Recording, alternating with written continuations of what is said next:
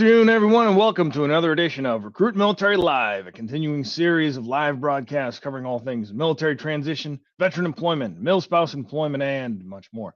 My name is Lucas Conley, retired U.S. Army officer and former TAP program manager, here to share with you the ins and outs of navigating the turbulent waters of civilian employment. If you are in search of meaningful employment, then you are in the right place. Please visit rmvets.com/live to learn more. So, are you getting ready to transition or retire from the military? Perhaps you're a veteran or a mil-spouse looking to re-enter the job market or just take your career in a new direction. Has somebody told you that your network is your net worth and that if you're not networking, then you are not succeeding? Well, I'll tell you what, if any of these things is the case, then today's topic is one you're going to want to pay attention to. We're diving into digital professional networking. I'd encourage you to stay on board for the whole show, and I personally guarantee you're going to learn something. We are joined today by two, not just one, but two amazing guests. The first is coming to us live from historic Richmond, Virginia. He had a distinguished career in the U.S. Army, culminating as a regimental sergeant major and the sergeant major of the Office of the Chief of Army Public Affairs. Since retiring, he has filled his time hosting his own radio show 5 nights a week on eagleonlineradio.com. He's also become a certified digital networking coach, helping people learn how to leverage digital social media for professional success. And if that's not enough, he's even taken the time to start his own consulting company. Now, the next distinguished guest we're bringing alongside is coming to us from the dark and misty swamps of Fayetteville, North Carolina. He started his career as a young Marine and went on to a distinguished career in U.S. Army Human Resources, culminating as the Director of Human Capital Management for U.S. Army Forces Command. Since retiring back in 2018, he's been working closely with transitioning service members to advise and coach them through their transitions from military service to civilian employment. He continues to do so today with his spare time and also in his role as project in the Project Management Institute. If you take nothing else away from this introduction, know that these two gentlemen are not only retired U.S. Army Sergeants Major, but they are both certified digital networking coaches. You are just not going to find that much expertise on any show, anywhere, in one place at one time. Ladies and gentlemen, join me in welcoming Jose Velazquez and Matt Quick. Woo, Jose! Man, yes. What an introduction. If you don't feel good about that, you're not going to feel good about anything today. I'll tell you what. Hey, I'm smiling all day long after that. All right, gents, welcome to the show. And now that you've heard from us and who we are, all you folks out there in internet land, we want to hear from you. Hit us up in the chat window. Let us know where you're watching us from. Who are you with? Who'd you serve with? What's your status? Are you transitioning? Are you a veteran, a mil-spouse, maybe a caregiver? Something else we haven't thought of. And if you got questions, reach out and hit them with us. We'll try to get after them. We want to hear from you. All right, guys, there's nothing quite like a top 10 list. Back in the David Letterman days, I think it was my favorite part of his show. So folks out there, stay tuned for all 10. It's all worth your time. Let's dive right in. All right. Number one, start early, start now, start building your professional network. Jose, let's go to you first. Absolutely. Yeah. Starting early. If you're within 2 years, it's always great to start about that time to get really serious about transition. And, if you're within those 2 years, then the right time is right now for you to get in on that. You want to get in early enough to develop meaningful professional relationships. LinkedIn is a great way to do so. And one of the great things about starting early is you don't feel that need to ask. You just feel the need to develop meaningful relationships, be of value to others, so that later, as you get closer to time for retirement or transition, you've got meaningful relationships and people that will go out of their way to help you because you've become their friend on LinkedIn. Lucas, climb to glory. Jose took all my words. That's what happens here. But listen, again, don't be scared if you're, I'm in 2 years now. Get in there and start right now. Transition is a journey, is an adventure. Get in there, connect with the right people, wherever you're going to go, whether you go to Florida, Texas, whatever industry, whatever company, start connecting. And we'll show you today how to reach out to the right people in the organization. So yes, start now, start early, and don't be scared about it. And again, we're all here. We're all veterans. We reach out to us. We'll let you know that, hey, you know what, you're too late, you're too early. We'll let you know. Don't worry about it. Matt, I'm already broke. Is this LinkedIn stuff going to cost me money? LinkedIn is totally free. There are paid services on LinkedIn if you want to get there, but no, this is using LinkedIn. It's a platform. Here's a platform. Now, Jose and I do teach how to use LinkedIn, but with Jose's program, it won't cost you a dime. Mine either, because I like giving back. If you can add value to a network, you're already won. Matt, you're all about the selfless service even after retirement. All right, let's dive right into number 2. Market yourself for the future, not for the present. Dress for the job you want. You hear it all the time. You know, if you want to be Batman, put Batman clothes on, put his belt on, drive his car. But if you're in the military now serving, it's okay to have your picture in a military uniform. It's okay, but smile. You know, be approachable. You know, if you're an old CSM and we know we just always mean and stuff, smile. But when you get rid of the transition, change your photo to a job, the clothes you want to wear at a job. Have fun with it. Just don't let anyone tell you can't do anything. You can't do this. You can't do that. Those are called naysayers, and they are some of the worst people in the world because they will find a problem for every solution. Jose, what do you got? Well, I would add to that. Absolutely. You know, dress for the job you want. And I would also say in your headline, I would encourage you to focus on the things you want to do versus the things you do right now if you're in the job transition area. So if you're prior to that and you are still representing an organization and you're not there to look for a job, absolutely wear your uniform. You know, you're representing the Army. But as you're getting ready to transition, you're not representing the Army anymore. You're representing yourself. And so putting the clothes on that you would like to wear after, you know, the uniform. And as Matt said, if you want to be, you know, in a office setting, in a professional setting with a coat and tie, then that's what you should look like. You know, if you want to be a tech person, maybe you'd wear what, you know, Matt or I are wearing if you wanted to be a computer tech person. But definitely look like the part. And you will find that there are people out there that will notice and connect with you. And you made a good point with a headline, Jose. Show your value. If your headline, if your LinkedIn headline begins with transitioning service member, you're already losing. So get what value do you bring? Are you a program manager or project manager? Are you aspiring to do something? What problem are you solving? A simple formula that I teach my people to use is I help X accomplish Y using Z.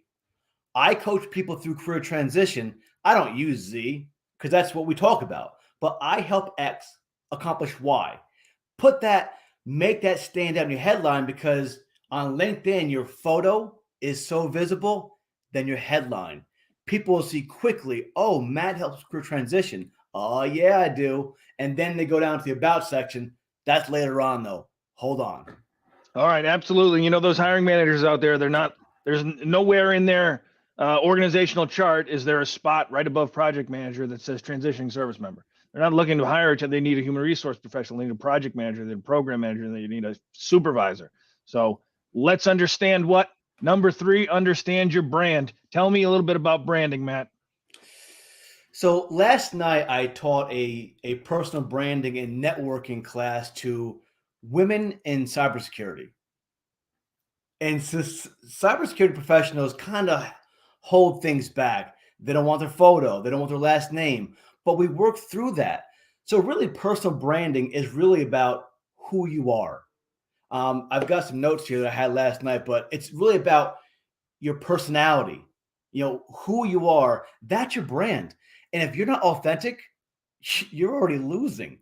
Be authentic about yourself, and that way you don't have to remember things going forward. The last point I have, Jose, then you can take over here because you're much better at this than I am. But think about what you want to do. I was HR in the military for 25 years. I worked retention mostly in the last 15 years. But it's not what I want to do when I got out. So I rearranged my whole profile to maybe optimize what it is I wanted to do. I wanted to take care of transitioning service members, not be HR. So I rearranged the whole thing. You wouldn't know I was HR and military if you didn't ask me. It's really buried down deep. Jose, your thoughts?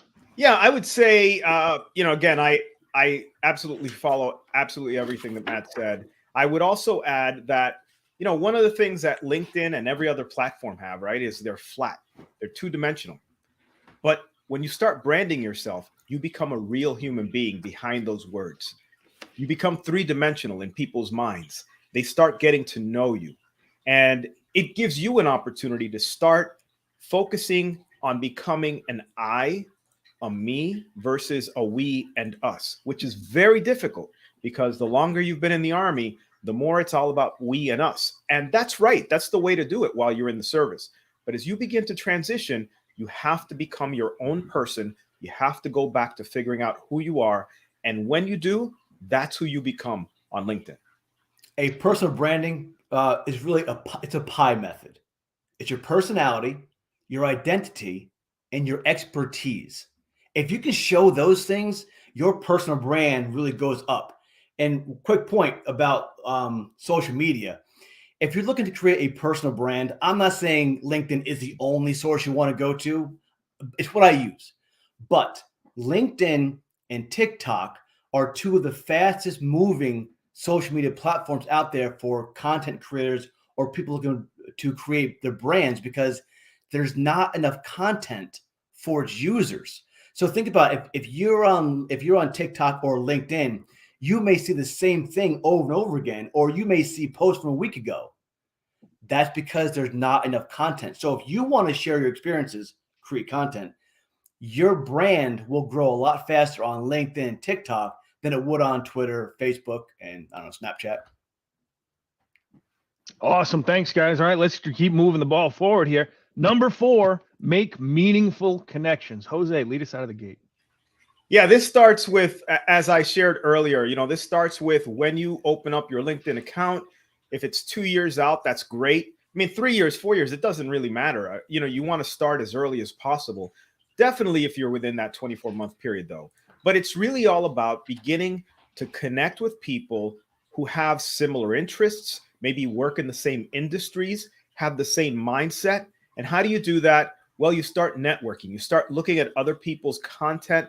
And I know we're going to talk about engaging with content in a little bit. So, ultimately, the idea is to find people that do what you do or what you want to do, and developing relationships with them, being of value to them first, so that down the road, they can be of value to you. Hey, fantastic, Jose. Matt, I heard somebody point to the trifecta: groups, company, and people. How do I find the right people at the right time? So, Lucas, can we share my screen here? I'll Absolutely. walk someone through it right now. Go for it. Let me zoom in here. So if you're on LinkedIn, I've got dark mode on. So I learned about dark mode from Jose. So he still teaches me. We're both coaches, but he still taught me. I can still learn. I'm coachable, as they say. But you're on LinkedIn right here. Come up in the search. Let's just say you want to be a project manager, for instance. Bam, you type it in, project manager. And you click here to people, services, jobs, posts, groups, wherever you want to go to. We're going to people today. Now on LinkedIn, there's 14.6 million results for project managers. I don't think you have enough connection requests to really connect with those people. But most of the audience today is probably veterans transitioning, or someone that has some military expertise. So I'm going to go to all filters. I'm going to scroll down to past companies. I'm going to throw in here Army, Air Force. I'm going to add the Marine Corps, because the Marine Corps is one of the best services out there, one of the 6 best services out there. We'll throw in the Navy, because they own the Marine Corps. It's true. We'll throw in Space Force too, because they're our newest brand. And I'm just going down here and showing some organizations. These are organizations that the veterans come from. So 14.6 million users on LinkedIn, project managers. I'm going to filter these to show who has served in the military before. Show results. 115,000 project managers. That's a big difference, right? Now, if you're going to, let's say, Tampa, Florida, for instance, I'm going to go add another filter, locations, Tampa, Florida. We'll put greater Tampa area. Sounds better. Show results. So 115,000 down to 2,400. So if you want to get into project management, if you want to go to the Tampa Bay area, this is how you want to do it. Now reach out to Pierce here, and Pierce appreciate being on LinkedIn today. So Pierce has what's called a gold LinkedIn icon right here. That means he or his company pays for LinkedIn services. That means to me, you're probably on LinkedIn more often than, let's say, a non-paid member or premium service. So check him out here. He works at Parallon. Robert here works at Jacob. So if you want to go to a company, I'm going to click on his profile, see how active he is. We both served in the Army together. Good guy. And I'm going to hit connect. And I'm going to add a note. I'll say, hey, Pierce, great seeing you on LinkedIn. I'm looking to get in the project management field in the Tampa area. Do you have a few minutes so we can talk about the transition, your transition process? Have fun with it. And if you send out, let's say, 10 connection requests, if you get back four responses, consider yourself lucky. Focus on those 4 and not those 6 that didn't respond. That's how you want to really target down who you want to connect with on LinkedIn. Hey, Matt, Lucas, can you bring that Matt's thing back up for a second? I think he stopped sharing it. Go ahead. Okay, Go ahead. Here we go. Let's bring it up. Ready? Right? Here comes the bring it magic. up, man. Boom. So go back to the search for the project manager again. Go ahead. Here's another idea, just to add to what Matt was talking about, is you want to develop relationships with people that have the most amount of connections with you, touch points. So Matt used the great example, Greater Tampa Bay, past companies. We go to past companies because you're not going to Army anymore. You're not going to Navy anymore. You're going to go do something else. But you want to talk to people who understand, who've been in your shoes, which is why Matt chose the other services. These are people who used to be in the service and are now doing something else. They understand your journey because they've been there. In addition to that, what I would say is maybe connections, to drill down on that 2,400, maybe you go to first and second connections. Now, second connections are, I call first, second, and third connections. First connections are people you're already connected to that have already accepted your connection request. So think of them as first cousins. You know them by name. You know what I mean? Second connections are, second cousins. And, maybe you see them at the barbecue every year. Maybe you interact with them here and there, but you don't see them every day. But they're people who know your first connections. So you've got that touch point. And then third connections are kind of cousins of cousins. And so, you got one from Zimbabwe and you got one from, France, and you've never heard of them before. And they only interact with you on ancestry.com or something. So don't focus on them so much. Focus on those second connections to build. And when you look at that, Matt, show results. We go from 2,400 to 1,000. Manageable. Now you've got people who know people who are in the greater Tampa area and who served in the military. More touch points, more chances that these people are going to want to connect with you. Great, Jose. That's fantastic. Now let's talk for a second about targeting, which happens to be number 5. Somebody told me one time, pick 10 companies. You can't target the whole world. It's not a shot. The shotgun blast is not going to work. You need to refine it down.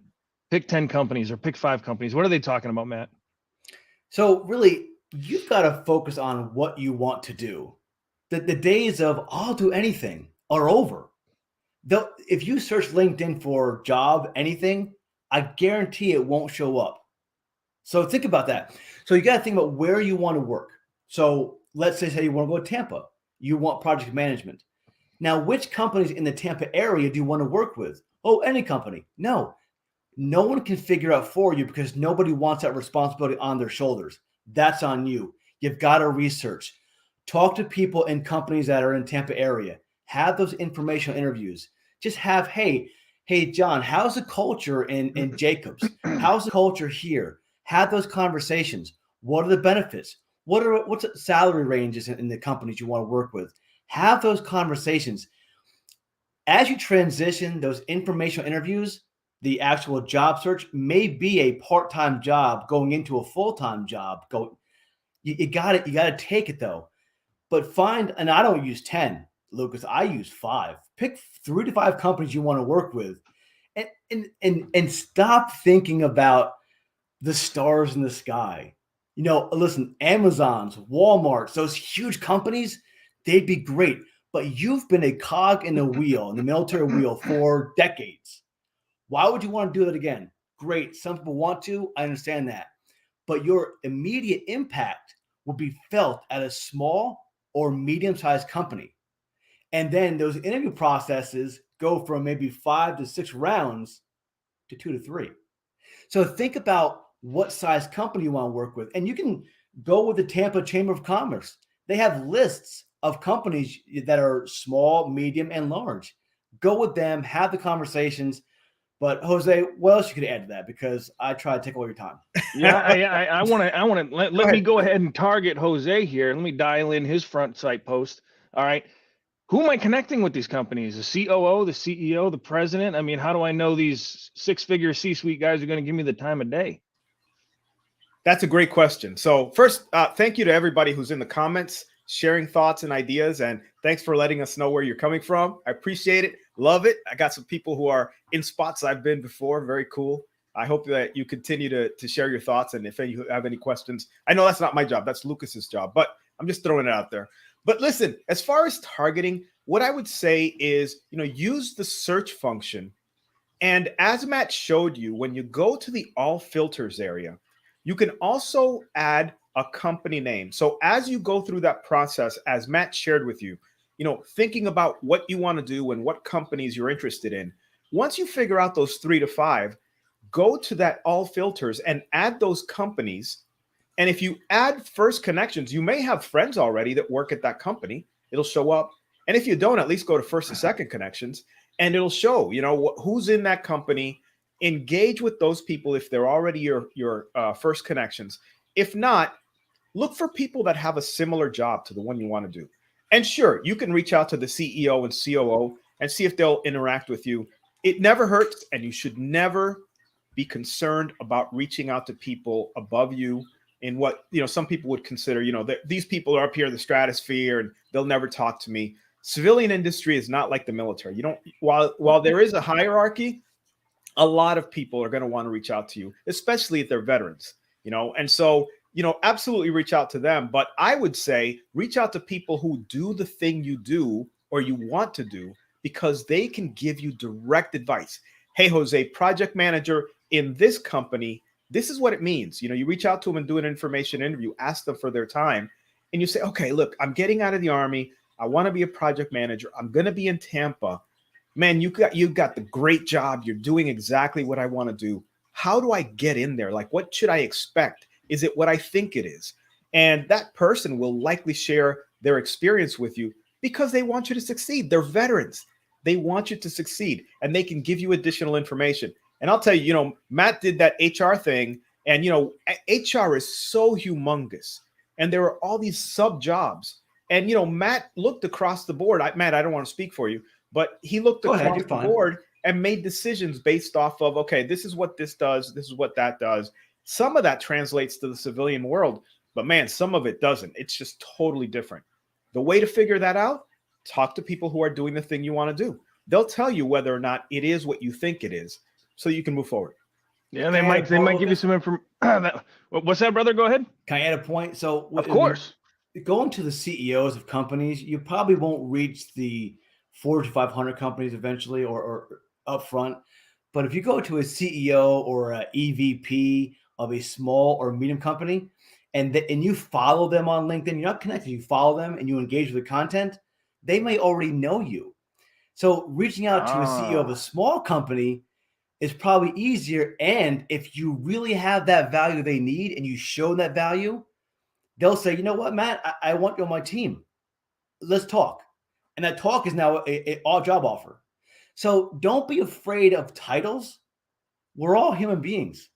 Some don't respond. Some aren't active on LinkedIn. But if they are, follow them, engage with the content, get known, then reach out for conversation. Simple. Matt, you bring us right into number 6, engage and share. I had a conversation with somebody one time. They said, look, remember, not every step up to the plate is a home run. Not every date results in a marriage. Not every conversation should start and begin with, hi, my name is, will you hire me? So talk to me a little bit, Jose, about engage and share and how that can and get the ball moving downfield, so to speak, towards your objective. So, I'll tell you, Matt is the consummate expert on that. So, I'll defer some things to him. I'll just share my experience with engaging with content. Much like networking, engaging with content is where you become a real human being to the people looking at you. This is the opportunity to become who you want others to see. This is where you get the chance to be of value to others, maybe people that you don't even know. And so engaging with content, maybe it starts with liking things, and you become a serial liker, you just like.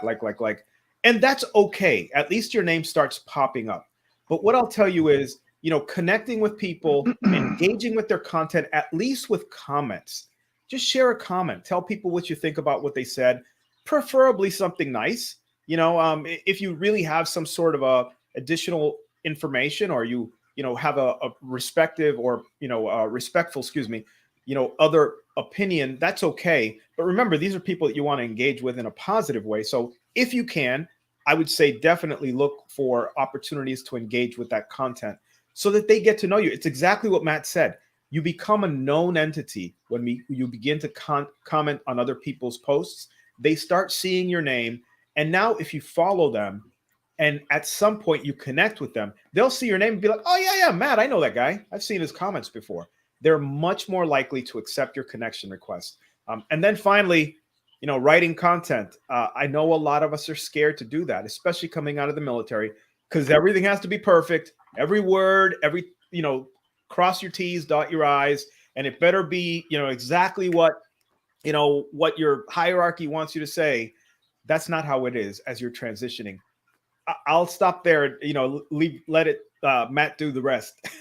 Matt, I think there's still some meat on the bones for you to chew there, Matt. Don't let perfection paralyze you. Listen, I'm a regular person. I have spelling mistakes because sometimes I pump a post out. I go for a run in the morning and I'm thinking about what I'm going to post that day. I'm like, hey, Siri, take a note. So then I pumped the post out that morning because I had a conversation that evening or whatever it was. And I've got spell mistakes, not a lot, but sometimes voice to text as a New Yorker doesn't always come out as you want it to be. So I have the spell mistakes and I get messages. Hey, Matt, this was spelled wrong. Cool. I have no, thank you. I'll go edit it. I edited it. No big deal, right? Perfection, don't let it paralyze you. And when it comes to sharing content, which really is sharing experiences, it doesn't have to always be military transition related. But in the military, especially leaders, you have a lot of things you can share. You've hosted town halls. You have all these talks. Share your experiences. Share an experience about when you overcame a challenge. Share an experience about when you helped someone overcome a challenge. Share experience where you went through a school that now relates to the job you do now. There's so many things you want to do. Share why you joined the military. Just share something and be consistent, because sharing information and being consistent builds trust. So trust requires action. You just can't sit back and say, you know what? I was Sergeant Major. I'm good. These job offers are going to come to me. It doesn't work that way. You got to really get in there. For me, like I posted this morning, Lucas, and I normally I get a lot of engagement in my posts because I have fun with it, like the McRib post. I enjoy that. This morning's post totally flopped. Did I cry about it? No. I'll post again today, a controversial topic today. You'll see about it. So I'll enjoy it, but not all posts will flop. Don't worry about going viral. Viral posts mean absolutely nothing in the grand scheme of things. Consistency pays off more than a viral post will ever pay off. Awesome. Great. Jumping right into the next one, and we've touched on it. Number 7, ask for information or advice. Don't ask for a job. Jose, what do you think? Absolutely. That goes back to connecting, following, engaging. You want to be of value to people first. And that starts with, when I teach people how to engage with just, engaging with sending that first connection request. As Matt showed you, you can add a message. You don't always have to. And I'm sure Matt will share with you, the difference in, who you should do that connection request with and who not. But what I'll tell you is when you do a connection request, don't say, hey, I'm Jose. I'm getting out of the Army. Do you have any jobs?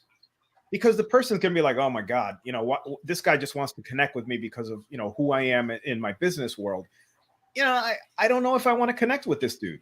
But if you say, hey, I'm Jose, man, I'm a fellow veteran. I'm just getting ready to leave the service. Wow, you do this thing that I'm really interested in, or I read something that you posted and it was, it really struck a chord with me, and I'd like to connect with you and learn more as you post. All of a sudden, the person says, okay, hey, look, I'm a veteran too. I know I was there. I'd love to connect with this guy because I think I can be of value to him and he can be of value to me. At that point, now you are following that person, maybe connected with that person, engaging on their content makes you someone that's known and makes you someone that's bringing value. Again, meaningful relationships first, asking for things later. Matt? Jose, people don't know this, but when I first met my wife, I says, wow, will you marry me? It was that easy. And she said, yes, absolutely. Let's do this, right? That's false. That didn't happen. Those things don't happen. Well, sometimes they do. There is love at first sight, but I like to be wined and dined. I like to be courted. You show me that you have the value. So when I got with my wife, it took us probably a year to figure out, you know what? You ain't so bad. So now it's been 25 years and we That's soon, out, huh? Good. Yeah, no kidding. It took about a year. But think about that. When you connect with people on LinkedIn, ask them about how they got to where they're at now, a place where you want to go to. That way, they're the experts. They know how it is. But if you just go in there, if I go on like Tinder and say, hey, marry me, probably going to happen, right? Swipe right. I don't know. Left. I'm not sure which one it is. I don't know. But go to a grocery store or Walmart. Hey, you look good. Will you marry me? Those things don't happen. It takes time. This is why, going back to the first part, you got to start early. So when it comes to recruiters on LinkedIn, recruiters don't necessarily need a note.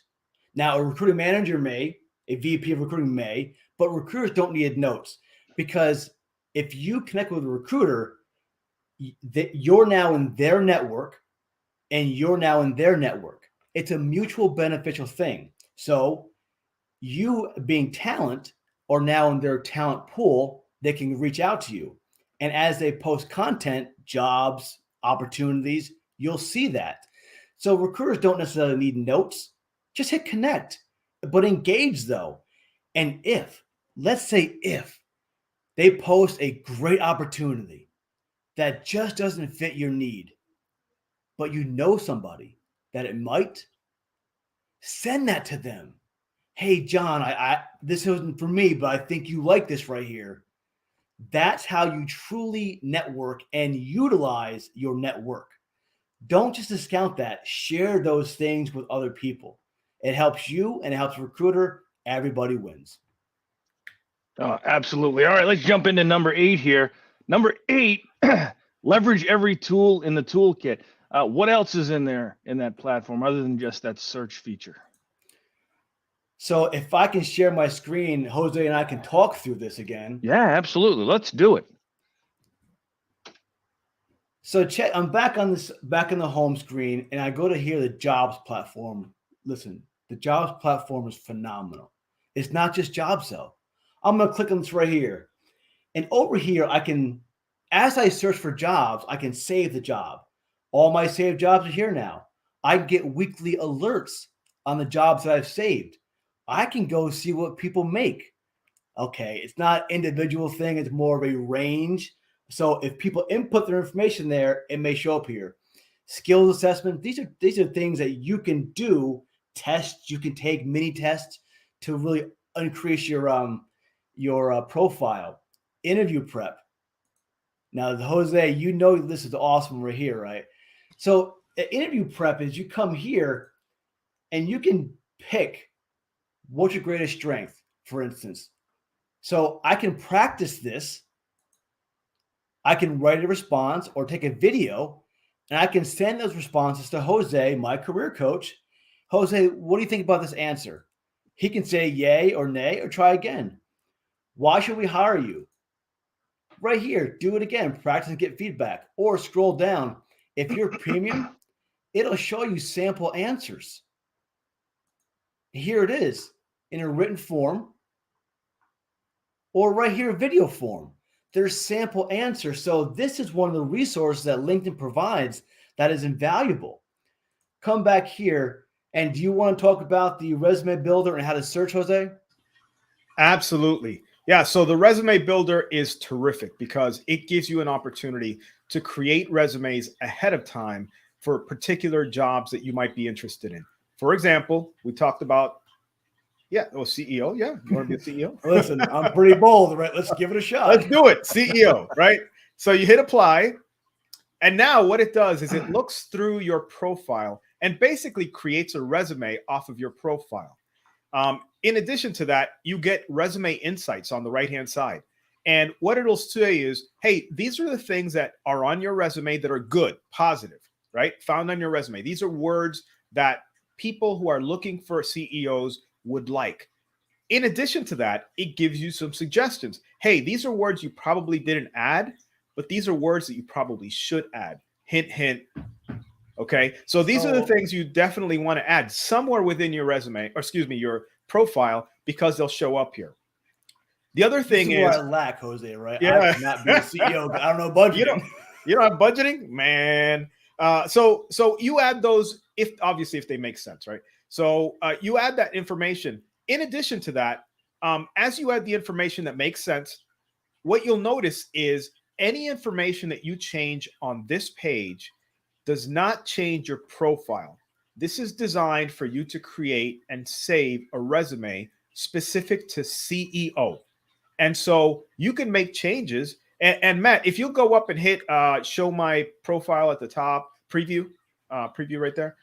Now his profile is going to be like 10 pages long. We know that resumes, unless it's a government resume, which guys, I don't know why the government make these resumes so long, but when it comes to private industry, you definitely don't want a 10-page resume, but you can quickly look through it, decide what things make sense for that job.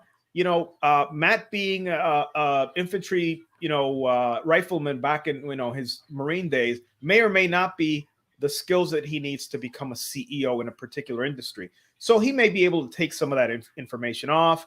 He can make changes as he sees appropriate so that he can create a resume that's specific to the job he wants to do. Again, anything that you do on here is not going to reflect immediately on your profile.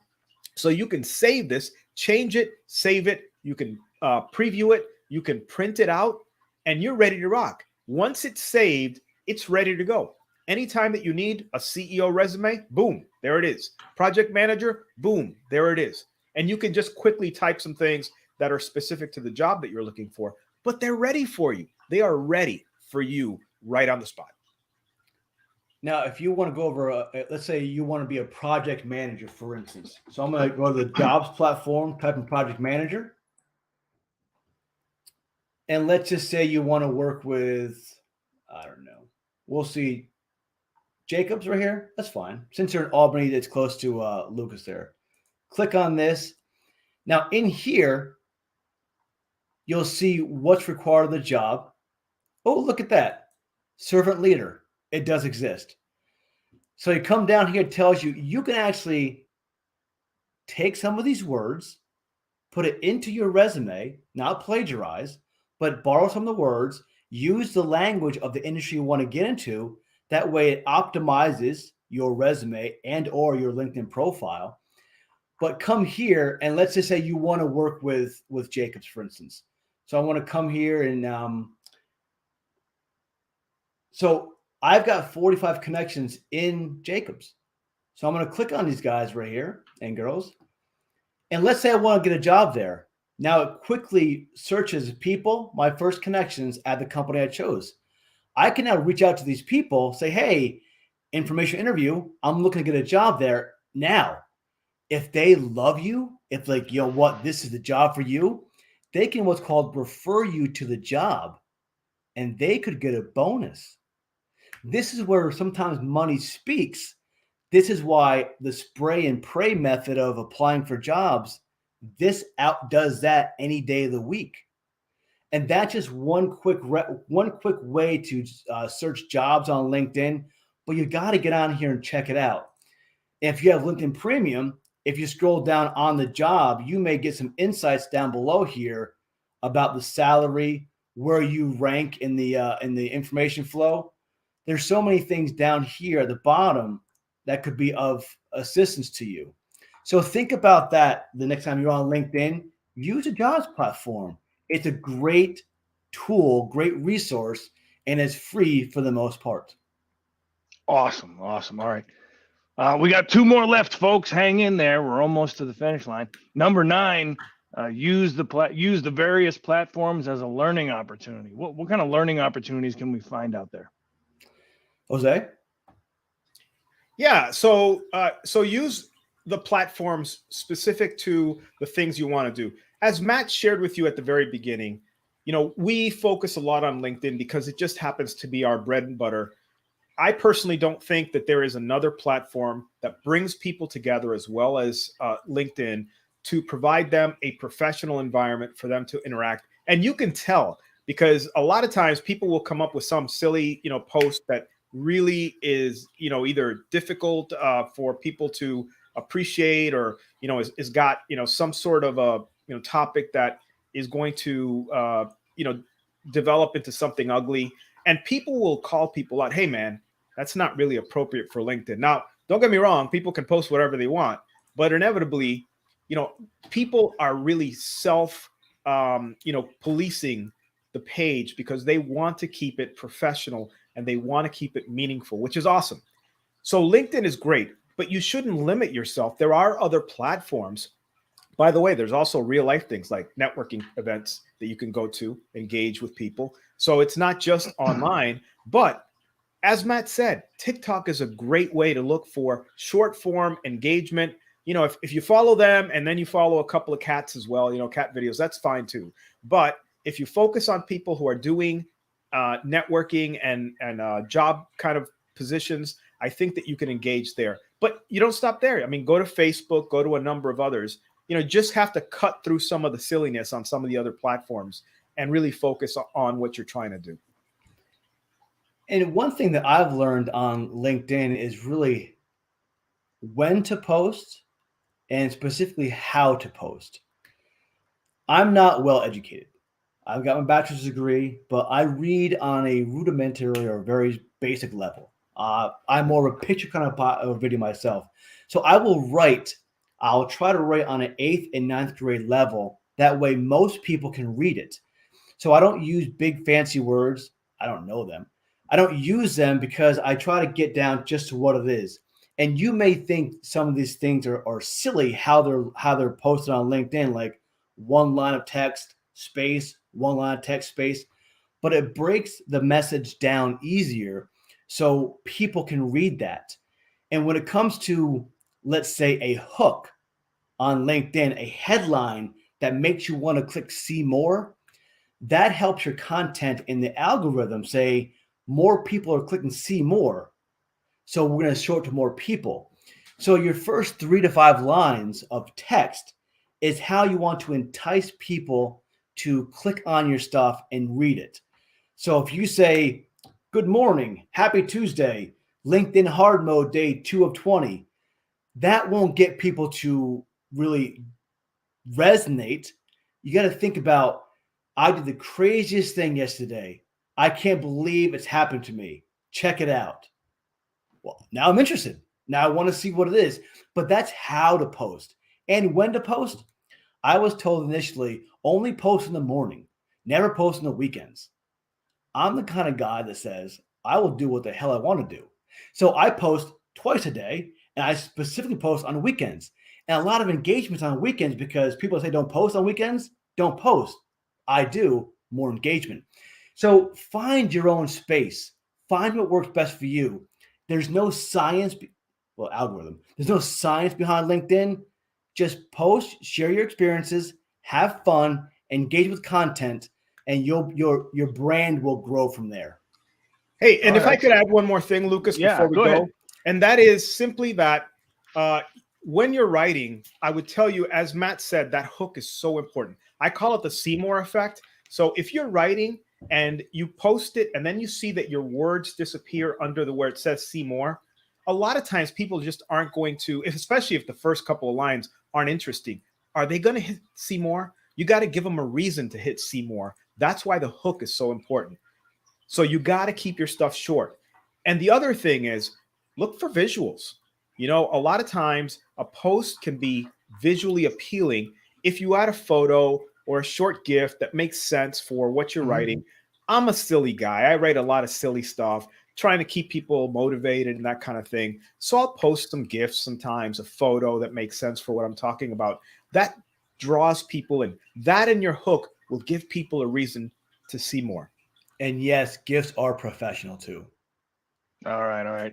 I just try not to overuse the Ron Burgundy stuff. I've been told that I need to transition into the 2020. Yikes. All right. Number 10, the finish line, the big one. We've talked about what to do. Let's watch out for the what not to do's. Number 10 is keep it professional. Matt?